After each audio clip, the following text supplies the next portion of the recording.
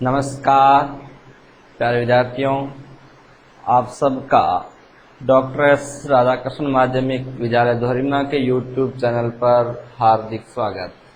हम पढ़ रहे थे रासायनिक अभिक्रिया एवं उत्प्रेरक। इसमें हमने पढ़ा पदार्थों में होने वाला परिवर्तन, और पदार्थों में दो प्रकार के परिवर्तन होते हैं, भौतिक परिवर्तन एवं रासायनिक परिवर्तन। तो हमने भौतिक परिवर्तन और रासायनिक परिवर्तन पढ़ा, उनकी विशेषताएं पढ़ी, उनके उदाहरण पढ़े। इसके बाद में हमने रासायनिक समीकरण पढ़ा, रासायनिक समीकरण के लिखने के चरण पढ़े, रासायनिक समीकरण की विशेषताएं पढ़ी, रासायनिक समीकरण की कमियां पढ़ी।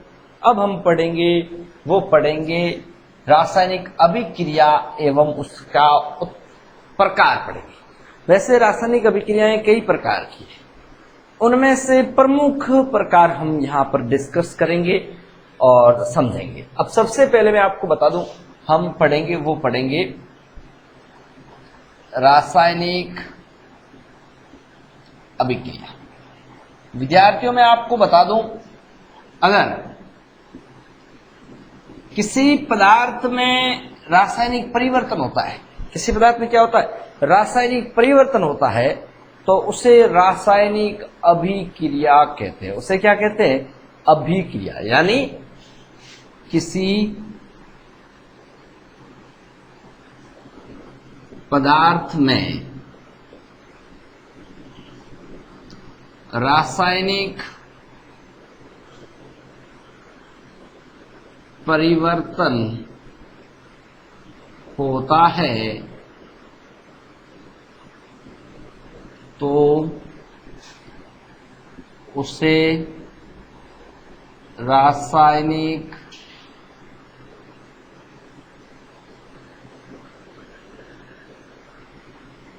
अभिक्रिया कहते हैं। तो बिल्कुल ही इजी परिभाषा है। तो मैंने आपको पहले बताया, रासायनिक परिवर्तन कब होगा? तब उसके पदार्थ पे रासायनिक गुणों में चेंजेस आएगा। रासायनिक गुण जब बदलेंगे किसी पदार्थ में तो रासायनिक परिवर्तन होगा, और रासायनिक परिवर्तन होगा तो उसे हम रासायनिक अभिक्रिया कहेंगे। उसे हम क्या कहेंगे? रासायनिक अभिक्रिया। अब अपन रासायनिक अभिक्रियाओं के प्रकार के बारे में जब पढ़ने जा रहे हैं, किसके बारे में पढ़ने जा रहे हैं? प्रकार के बारे में जब पढ़ने जा रहे हैं, तब हम सबसे पहले पढ़ेंगे सयुग्मन अभिक्रिया के बारे में। किसके बारे में पढ़ेंगे? सयुग्मन। इसको सयुग्मन कह दो, या इसे संयोजन कह दो, या इसे योगशील कह दो। योगशील, या इसे योगात्मक अभिक्रिया कह दो। योगात्मक अभिक्रिया बहुत ही इजी है। अब देखो, सभी शब्दों में आप में कुछ योग जैसे योगशील, योगात्मक, संयोजन, संयुग्मन। और वैसे संयोजन जो शब्द है, इसका अर्थ ही होता है जुड़ना। क्या अर्थ होता है? जुड़ना। और जुड़ेंगे कौन? अपन ने जब रासायनिक समीकरण पढ़ा तब दो चीज पढ़ी थी। एक पढ़ा था अभिकारक। क्या पढ़ा था? अभिकारक। और क्या पढ़ा था? उत्पाद। और मैंने आपको बताया था, जो रासायनिक अभिक्रिया में भाग लेते हैं उसे अभिकारक कहते हैं, और जो रासायनिक अभिक्रिया के फलस्वरूप नए पदार्थ बनते हैं उसे क्या कहते हैं? उसे उत्पाद कहते हैं। तो यानी यहां पर अभिकारक जुड़ेंगे। कौन जुड़ेंगे? अभिकारक। और अभिकारक दो या दो से अधिक अभिकारक जुड़ करके एकल उत्पाद का निर्माण करें तो उसे हम क्या कहते हैं? उसे हम सयुग्मन अभिक्रिया या संयोजन अभिक्रिया या योगशील, योगात्मक अभिक्रिया कह सकते हैं। तो ये इसके नाम है जो कि आपको याद रखना है। तो अपन परिभाषित इसको कर रहे हैं। अगर इसकी परिभाषा लिखें तो क्या लिखेंगे? ऐसी अभिक्रिया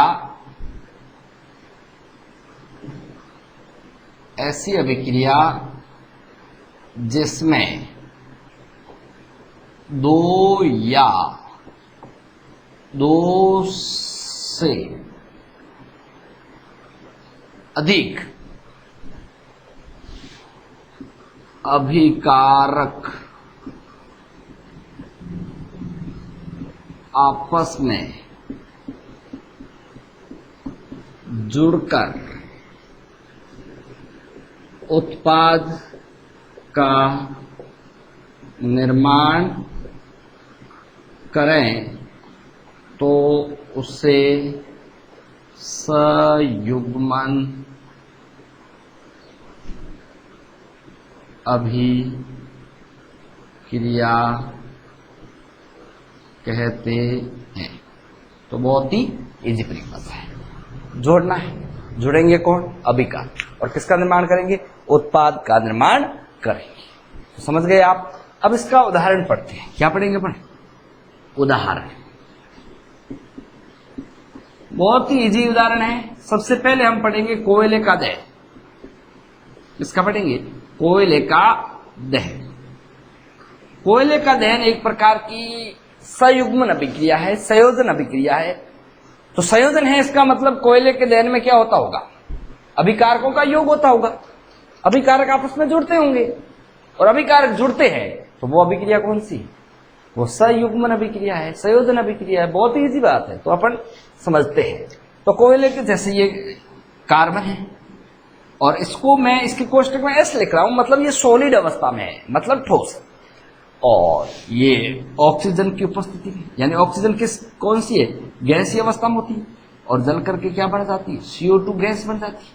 क्या बन जाती है? गैस। अब आप यहां देखिए, ये अभिकारक है। कार्बन और ऑक्सीजन क्या है? अभिकारक है।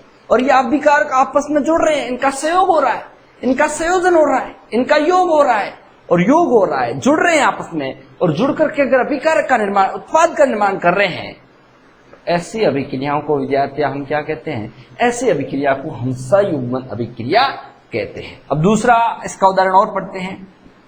मैग्नीशियम फीते का दहन।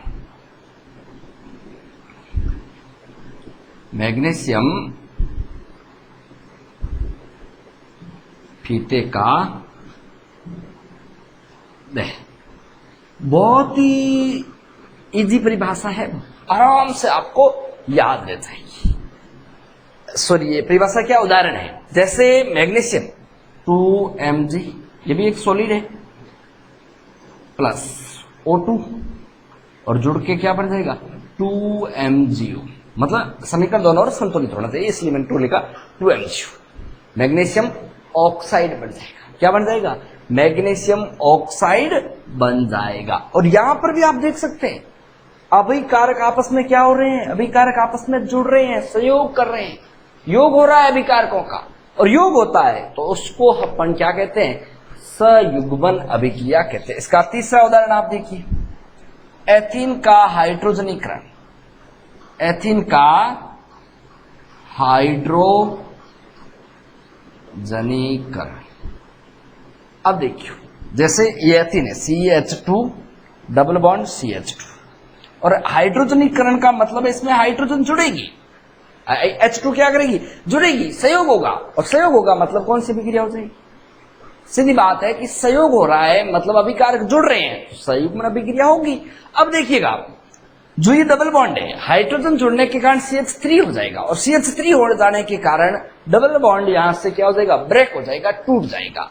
और आपको अगर याद है, और ये अभिक्रिया मैंने आपको जब रासायनिक समीकरण के लिखने के चरण बताए थे, तब मैंने बताया था कि रासायनिक अभिक्रिया के ऊपर, यानी उत्प्रेरक, अगर कोई किसी उत्प्रेरक की उपस्थिति में हो रही है तो उसके ऊपर उत्प्रेरक लिखना जरूरी है। तो ये निकल उत्प्रेरक की उपस्थिति में संपन्न होती है। किसकी? निकल। और ये अभिक्रिया संपन्न होती है 473 केल्विन ताप पर और 100 ATM दाब पर, 100 ATM दाब पर। और क्या बनता है? एथीन से एथेन बनेगा, CH3 डबल बॉन्ड ब्रेक हो जाएगा, सीधा एथेन बन जाएगा। तो ये है एथीन का हाइड्रोजनीकरण।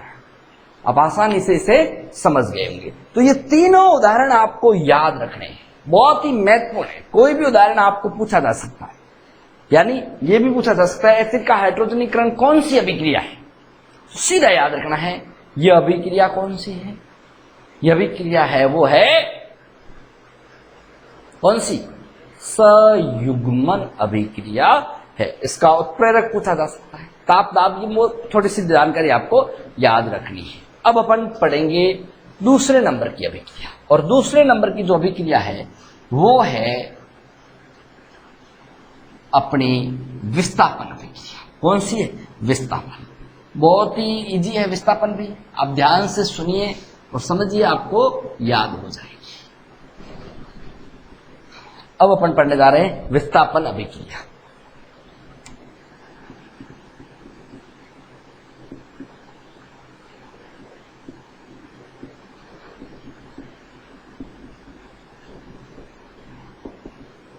देखो, विस्थापन अभिक्रिया में क्या होगा?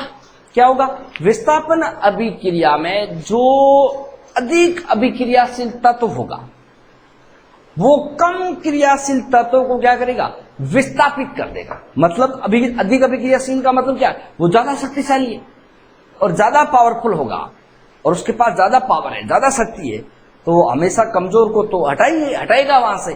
तो इसलिए जो ज्यादा शक्तिशाली तत्व होगा वो कम शक्तिशाली तत्वों को क्या कर देगा? हटा देगा। तो हमें कहां से जानकारी मिलेगी कि भाई ये तत्व ज्यादा शक्तिशाली है या कम शक्तिशाली है? तो मैं आपको एक क्रियाशीलता की सारणी बताता हूं, जिसमें मैं आपको बताता हूं कि कौन सा तत्व कितना शक्तिशाली है। अब ध्यान दीजिए, इसकी ट्रिक्स है काना, काई मांगे, आलू जन्मे, फिर प्रभु हमारे, क्यों हवाई जहाज आगे आओ। ये ट्रिक्स है। यानी ट्रिक्स क्या रहेगी?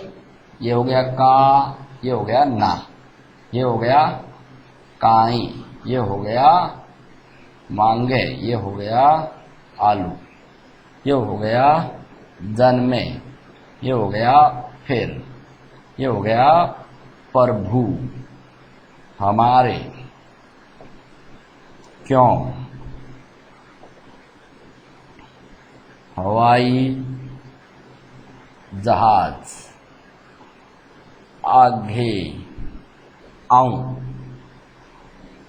अब हम पढ़ेंगे, यानी इसका प्रतीक के बारे में पढ़ेंगे। यानी ये है पोटेशियम, ये क्या है? पोटेशियम। ये है सोडियम, ये है कैल्शियम, ये है मैग्नीशियम,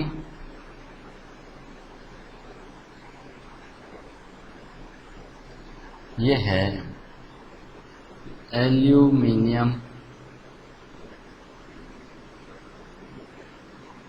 ये है जिंक, ये है आयरन, ये है लेड, ये है हाइड्रोजन, और ये है कॉपर मतलब तांबा, ये है मरकरी, पारा, ये है सिल्वर मतलब चांदी, और ये है गोल्ड मतलब सोना। तो ये है क्रियाशीलता की सारणी। इसमें आपको ये जो पोटेशियम है ये सर्वाधिक क्रियाशील तत्व है, और गोल्ड है, Au है, ये सबसे कम क्रियाशील तत्व। यानी ऊपर से नीचे आने पर क्रियाशीलता घटेगी। ऊपर वाला सबसे ज्यादा क्रियाशील होगा और नीचे वाला सबसे कम क्रियाशील होगा। तो ऊपर से नीचे आने पर क्रियाशीलता का क्रम क्या होगा? घटेगा, कम होगा। तो सर्वाधिक क्रियाशीलता तो है ये सर्वाधिक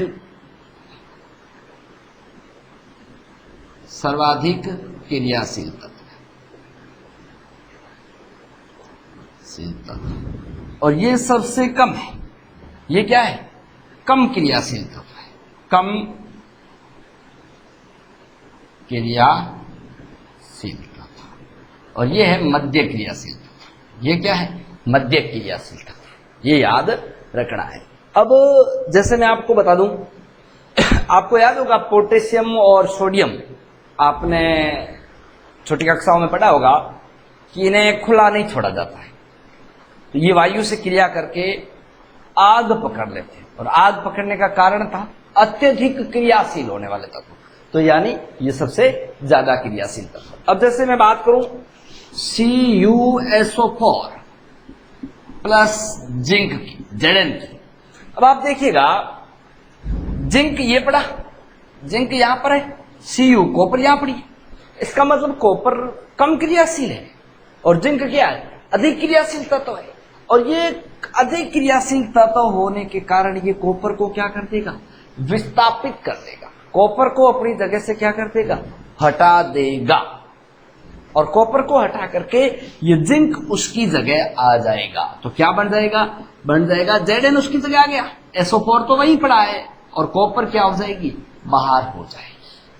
तो ये थी कॉपर सल्फेट, ये क्या था, कॉपर सल्फेट। और ये क्या है, ये है जिंक, ये हो जाएगा जिंक सल्फेट, क्या हो जाएगा, जिंक सल्फेट। ये चीज आपको याद रखनी, तो समझ में आ गई। अब एक और एग्जांपल इसका अपन ले सकते हैं, जैसे कि मैं आपको बता दूं FeSO4 प्लस Ca कर दो।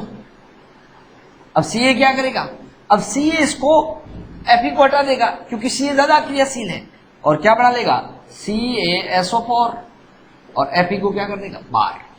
एक इससे उल्टा क्वेश्चन भी पूछा जा सकता है। उल्टा कैसे, मैं आपको बता दूं, जैसे कि आपको उल्टा ऐसे पूछा जा सकता है, जैसे ZnSO4 प्लस Fe। अब पूछा जाएगा कि ये अभिक्रिया संभव है, ये अभिक्रिया संभव है। आप इस सारणी में देखिएगा कि Fe नीचे पड़ी है, Zn ऊपर है, और नीचे वाला ऊपर वाले को हटा नहीं सकता, नीचे वाला ऊपर वाले को नहीं हटा सकता, इसलिए ये क्या करेगा, यानी ये अभिक्रिया संभव नहीं है, ये अभिक्रिया संभव नहीं है। और संभव क्यों नहीं है, क्योंकि जिंक है जो कि अधिक क्रियाशील तत्व है, और अधिक क्रियाशील तत्व होने के कारण आयरन उसको नहीं हटा सकता। ये इस प्रकार एक उल्टा क्वेश्चन आपको पूछा जा सकता है। तो विस्थापन की परिभाषा आपको याद हो गई होगी, यानी अधिक अभिक्रियाशील तत्व द्वारा कम क्रियाशील तत्व को विस्थापित कर देना। विस्थापन की परिभाषा क्या रहेगी, अधिक क्रियाशील तत्व द्वारा कम क्रियाशील तत्व को विस्थापित कर देना, ये रहेगी उसकी परिभाषा। अब अपन पढ़ेंगे, वो पढ़ेंगे एक अन्य अभिक्रिया, द्विविस्थापन अभिक्रिया। कौन सी पढ़ेंगे, द्विविस्थापन अभिक्रिया पढ़ेंगे।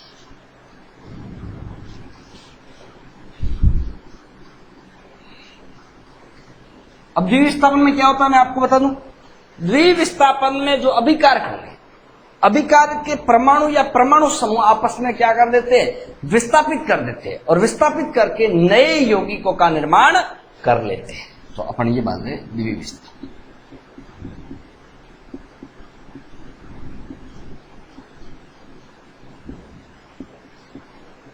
द्विविस्थापन अभिक्रिया, द्विविस्थापन अभिक्रिया में क्या होगा, ऐसी अभिक्रिया, ऐसी अभिक्रिया जिसमें अभिकारकों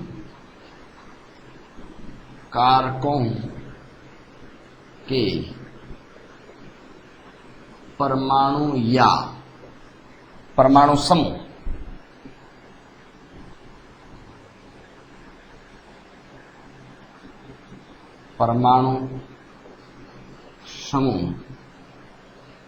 विस्थापित होकर समूह आपस में या परस्पर विस्थापित होकर नए यौगिकों का निर्माण कर देते हैं, उसे द्विविस्थापन अभिक्रिया कहते हैं। क्या कहते हैं, द्विविस्थापन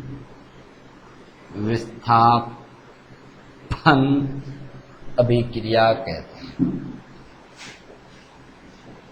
अभिक्रिया कहते हैं।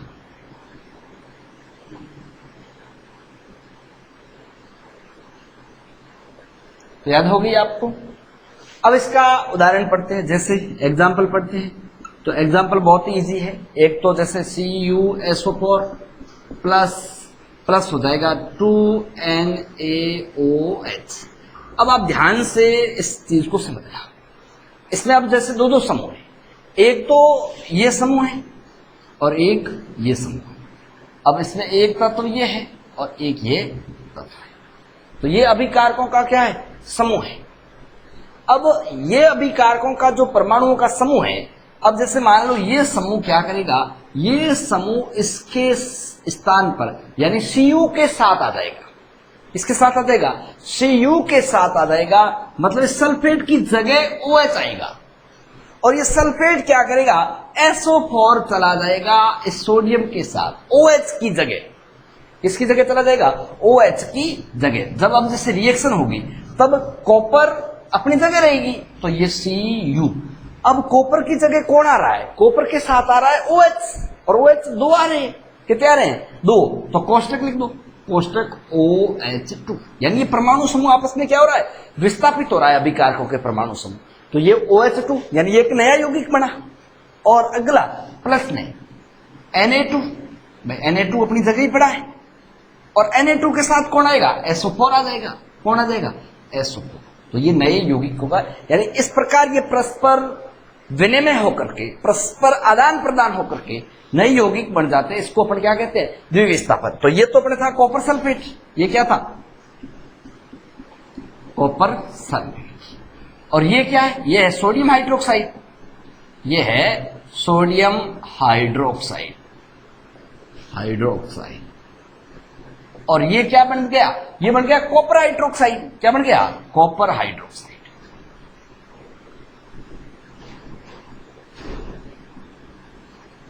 और ये बन गया सोडियम सल्फेट, सोडियम सल्फेट। इसका एक और एग्जांपल अपन अभी देखते हैं और आपको समझाते हैं। और एग्जांपल है AgNO3, AgNO3 प्लस KCl।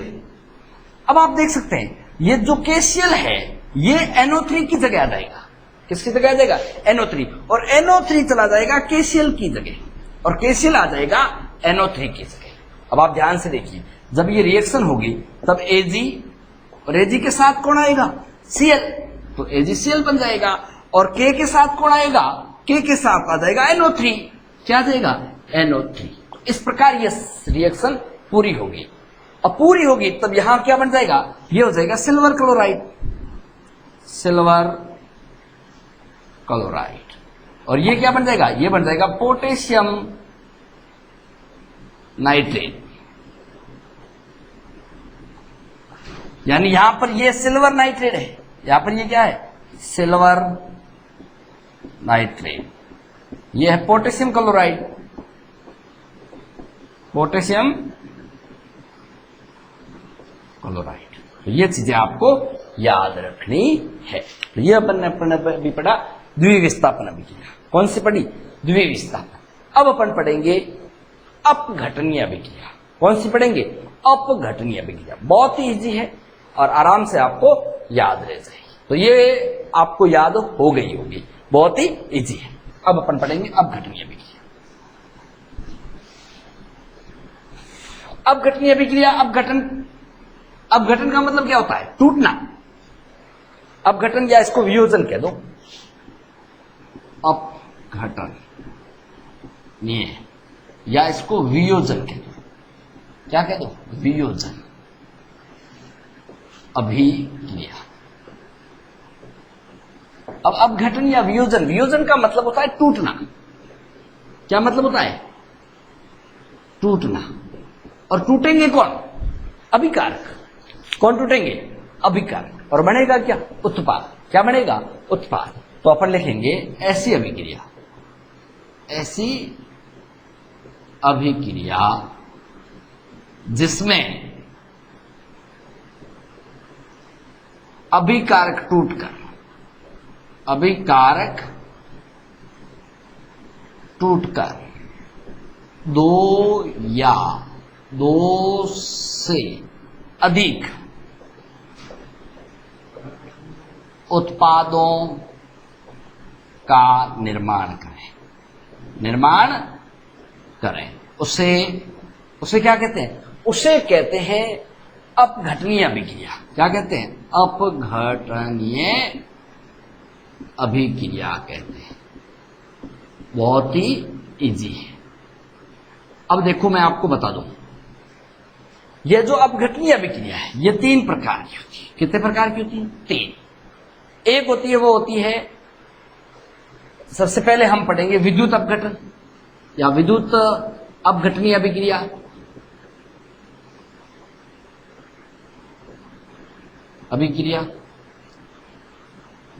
और होती है, वो होती है उष्मीय अपघटनीय अभिक्रिया। कौन सी? उष्मीय अपघटनीय अभिक्रिया। और तीसरे नंबर हम पढ़ेंगे प्रकाशीय अपघटनीय अभिक्रिया। ठीक। अब देखो, विद्युत अपघटनीय जो अभिक्रिया होगी ये क्या करेगा? यानी कोई अभिकारक है, वो विद्युत की उपस्थिति में, किसकी उपस्थिति में? विद्युत की उपस्थिति में टूटकर उत्पाद का निर्माण कर रहा है, तो उसे हम क्या कहते हैं? उसे हम विद्युत अपघटन अभिक्रिया कहते हैं। और अगर कोई अभिकारक है वो ऊष्मा की उपस्थिति में, किसकी उपस्थिति में? ऊष्मा की उपस्थिति में टूटकर उत्पाद का निर्माण कर रहा है, तो उसको हम उष्मीय अपघटनीय अभिक्रिया कहेंगे। और अगर कोई उत्पाद है वो प्रकाश की उपस्थिति में टूटकर अगर उत्पाद का निर्माण कर रहा है, तो उसको हम क्या कहेंगे? उसको हम प्रकाशीय अपघटनीय अभिक्रिया कहेंगे। अब देखो, विद्युत अपघटनीय अभिक्रिया ऐसी अभिक्रिया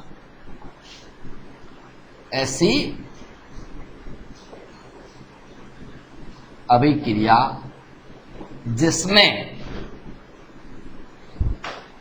कोई अभिकारक विद्युत की उपस्थिति में टूटकर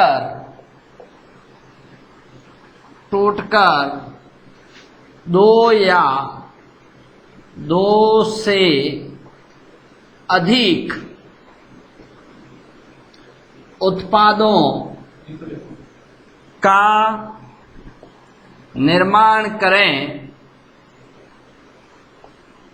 तो उसे विद्युत अपघटनीय अभिक्रिया कहते हैं। क्या कहते हैं? विद्युत अपघटनीय अभिक्रिया कहते हैं। तो ये याद रखनी है। अब इसका अपन उदाहरण पढ़ते हैं। सबसे पहले मैं आपको बता दूं, यानी जो ये अभिक्रिया है विद्युत अपघटनीय अभिक्रिया, इससे एक क्वेश्चन आएगा कि विद्युत अपघटनीय इसे कहते हैं, ये कितने प्रकार की होती है, समीकरण। तो आपको तीनों अभिक्रियाओं के प्रकार बता करके और उसके उदाहरण देने, यानी उसके समीकरण देने हैं। तो ऐसा एक क्वेश्चन पूछा जाएगा। अब देखो, इसका उदाहरण बहुत ही इजी है। इसके 2 उदाहरण है, दोनों आपको याद रखने हैं। किसके? विद्युत अपघटन के 2 उदाहरण है। एक तो किसका? एक तो उदाहरण है जल का अपघटन। किसका? जल का अपघटन। अब देखो, जल के अपघटन में क्या होता है? जैसे 2H2, ये क्या होगा? ये विद्युत की उपस्थिति में, किसकी उपस्थिति में? विद्युत की उपस्थिति में जल यहां पर टूटेगा और टूट करके 2 अलग अलग तत्वों का निर्माण करेगा। तो यानी ये है विद्युत, और विद्युत में उपस्थिति में टूट करके क्या बनेगा? 2H2 plus O2। और दूसरा जो उदाहरण है वो है नमक का अपघटन। किसका? नमक का विद्युत अपघटन। तो है नमक का अपघटन। और नमक में N2NaCl, और ये 2NaCl किसकी उपस्थिति में? विद्युत की उपस्थिति में। किसकी उपस्थिति में? विद्युत की उपस्थिति में टूट करके 2Na+Cl2 का निर्माण कर लेता है, यानी एक एनोड व कैथोड पर प्राप्त हो जाते हैं। तो आपको बिल्कुल अच्छी तरीके से दोनों एग्जाम्पल आपको याद रखने हैं। और आप इसमें सीधा देख रहे हैं, अपघटन हो रहा है, वियोजन हो रहा है, यानी अभिकारक टूट करके 2 अभिकारकों को उत्पादों का निर्माण कर रहा है। इस कारण ये कौन सी अभिक्रिया है विद्यार्थियों? ये अभिक्रिया है अपघटनीय। और अपघटनीय की कौन सा प्रकार है? विद्युत अपघटनीय, क्योंकि ये विद्युत की उपस्थिति में ऐसा हो रहा है। अब अपन पढ़ेंगे उष्मीय अपघटनीय अभिक्रिया। कौन सी पढ़ेंगे? उष्मीय। तो विद्यार्थियों उष्मीय का मतलब है जो ऊष्मा की उपस्थिति में, यानी अभिकारक है जो ऊष्मा की उपस्थिति में टूट करके उत्पादों का निर्माण करता है। तो ऐसी अभिक्रिया को हम क्या कहेंगे? ऐसी अभिक्रिया को हम उष्मीय अपघटनीय अभिक्रिया कहेंगे। यदि कोई अभिकारक ऊष्मा की उपस्थिति में टूटकर दो या दो से अधिक उत्पादों का निर्माण करें तो उसे क्या कहते हैं? उष्मीय अपघटनीय अभिक्रिया कहते हैं। तो उसे क्या कहते हैं? उष्मीय अपघटनीय अभिक्रिया कहते हैं। तो ये चीज आपको याद रखनी है। और ये उष्मा की उपस्थिति में कैसे टूटेगा? जैसे मैं एग्जांपल बता देता हूं, CaCO3 कैल्शियम कार्बोनेट, और ये कैल्शियम कार्बोनेट उष्मा की उपस्थिति में टूट करके क्या बना देगा? CaO + CO2। और अब ये है कैल्शियम ऑक्साइड, इसको आप बिना बुझा हुआ चूना कह देते हैं। क्या कह सकते हो? बिना बुझा हुआ चूना कह सकते हैं। ठीक है, कैल्शियम ऑक्सीक्लोराइड। ये है कैल्शियम कार्बोनेट। ये क्या है? Calcium carbonate. तो कार्बोनेट का अपघटन किसकी उपस्थिति में होता है? ऊष्मा की उपस्थिति में। और होकर के क्या बनेगा? एक बनेगा कैल्शियम ऑक्साइड और एक बन जाएगी कार्बन डाइऑक्साइड गैस। अब अपन लास्ट जो है वो है प्रकाशीय अपघटनीय अभिक्रिया। अब प्रकाशीय अपघटनीय अभिक्रिया का जो परिभाषा है वो क्या रहेगी? अगर कोई अभिकारक है, वो किसकी उपस्थिति में टूट जाता है? वो प्रकाश की उपस्थिति में टूट करके अगर उत्पाद का निर्माण कर रहा है। मतलब अगर कोई अभिकारक प्रकाश की उपस्थिति में टूटकर, अगर कोई अभिकारक प्रकाश की उपस्थिति में टूटकर दो या दो से अधिक उत्पादों का निर्माण करें तो उसे हम क्या कहेंगे? तो उसे प्रकाशीय अपघटनीय अभिक्रिया क्या कहेंगे? अभिक्रिया कहते हैं। बहुत ही इजी है। अगर प्रकाश की उपस्थिति में आप 2HBr को, किसको? 2HBr को, हाइड्रोजन ब्रोमाइड को अगर आप प्रकाश की उपस्थिति में तोड़ते हैं, किसकी उपस्थिति में? प्रकाश की उपस्थिति में ये टूट करके किसका निर्माण कर लेगा? ये प्रकाश की उपस्थिति में टूट करके H2 + Br2 का निर्माण कर लेता है और इसका नाम है हाइड्रोजन ब्रोमाइड।